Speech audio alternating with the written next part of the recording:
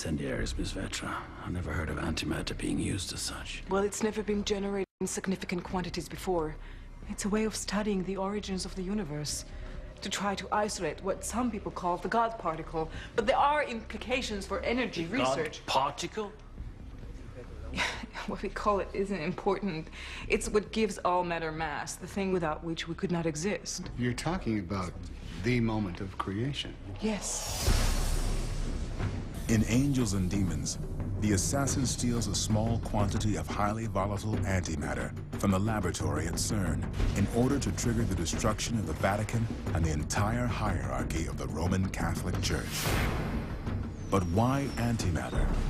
And how does it relate to the centuries-old struggle between science and religion? Our church is at war.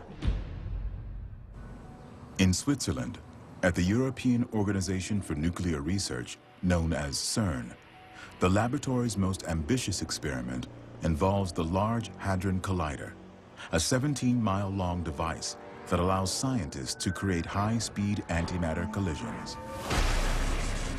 It is hoped that study of these collisions might someday reveal the holy grail of particle physics, the Higgs boson particle, otherwise known as the God particle. Although not as yet proven, the Higgs boson is theoretically the particle that helped to prove what has become known as the Big Bang theory, the means by which the entire universe might have been created. The term God particle is one that I have a love-hate relationship with, in that I think it certainly captures the imagination of people who don't work in the field, but it really was to get across the idea of it being a particle that imparts properties to a large number of other particles, essentially all of the other particles in physics. This idea of a God particle in the universe, there's this tendency to want to find a physical proof of God's existence. And so we're looking for something in the material universe that might indeed prove, yes, a God exists. But in my view, this search for a God particle is very untheological because it dispels faith. Faith, by its very nature, is an assent to what cannot be proved, what cannot be seen. That is, you might say, the strength of faith itself. And so it should not be taken that God particle means that if we find it, we understand everything. In fact, there's a huge amount more to be understood. Do you believe in God, sir? Faith is a gift that I have yet to receive. In 1978, Pope John Paul II was elected head of the Roman Catholic Church. Forward-thinking Pope re-examined sensitive issues that had embroiled the Vatican in controversy for centuries. Pope John Paul asked the Pontifical Academy to look into the Galileo case, and in the year 2000, he makes a public apology for a series of ills that the institutional church had committed in centuries past. And so amongst these is an apology to Galileo. Pope John Paul II asked, as kind of an olive branch to the scientific community, let's reopen that case and look into the errors that we've already admitted were wrong, and yet re-examine that and discover why that happens, so that, in his words, we can find a greater concord between science and faith. In 2005, Pope Benedict XVI was elected as the 265th Bishop of Rome, in a line that has remained unbroken since the time of St. Peter. Ironically, this pontiff was born in Germany, the very birthplace of the Illuminati.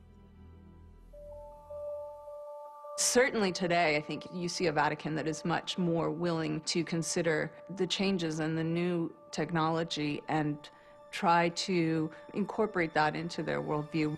In fact, to the point that there's actually a papal observatory, and the Vatican takes really seriously the results that come out of science. So on topics like stem cell research, on topics like cloning, on topics like euthanasia, there is much more discussion today. There was a time when it would have just been a straight no. Now I think that the Vatican is very interested in at least hearing about what are the limits of science, what are the possibilities in this direction. In some ways, religion and science are seeking answers to the same questions. Who are we? Where did we come from? And where, perhaps, are we going? I think that the big challenges are not going to be coming from specific technologies, biotechnology questions, but the general theoretical issue of reconciling faith and science. When you start thinking about the tensions between science and religion, where this tension comes from, I think, is at times when religion or science forgets a little bit what it's good at and loses a little bit of its humility and becomes a bit arrogant. Not every question has an answer that can be answered experimentally with a measurement or a test. And those really aren't questions for science to explore. That's for other areas of human knowledge and human inquiry.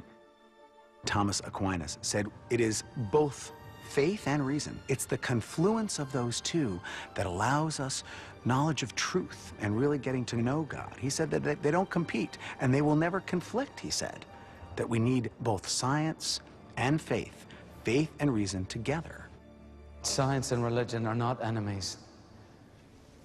There are simply some things that science is just too young to understand.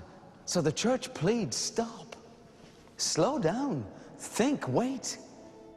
In Angels and Demons, you've got essentially Big Bang theorists and creationist theorists. You've got science versus faith. You've got CERN versus the Vatican. There is no yes or no to Angels and Demons, and that's what I like about it. It doesn't take an editorial position that one is proven and one is disproven. If the outside world could see this church as I do, looking beyond the ritual of these walls, they would see a modern miracle, a brotherhood of imperfect, simple souls. Particles at 99% the speed of light. It's a story of science versus religion, and that's a subject of controversy that will never get solved. And so it's a stirring conversation. Who is more ignorant? The man who cannot define lightning, or the man who does not respect its natural, awesome power? Photons are moving. Dan Brown in Angels and Demons dramatizes that whole great debate between science and religion. They were dedicated to scientific truth. So the church began to, you say it? Oh, hunt them down and kill them. We like to believe that the Vatican has all these conspiracy theories and that it's got a great secrecy hidden in its archives. What makes you so sure that the Señor's there? The number 503. There may be an element of that. Every institution has its secrets. Dan Brown certainly is a master craftsman of combining things that are factually accurate and historically true with fiction. An obelisk, Egyptian symbol adopted by the Illuminati. But when you've got something where someone can take out of their pocket a dollar bill and see this pyramid that he's talking about, then they begin to wonder, does that mean everything in the book is true? Does that mean we really have all these kind of conspiracies and secret societies? The best response I can think of to reading Angels and Demons is saying, I'm going to get on a plane and go to Rome and see the places, see those works of art, see the Vatican, see it for myself. What is so unusual about the entertainments that Dan Brown creates is that they're controversial, they're thought-provoking, they stimulate the imagination, they stimulate curiosity. The path of illumination is a hidden trail through Rome itself. They lead us to educate ourselves. There it is, the angel of peace. And human beings, we all love a mystery. Break this conclave. Open the doors. Hey! And tell the world the truth.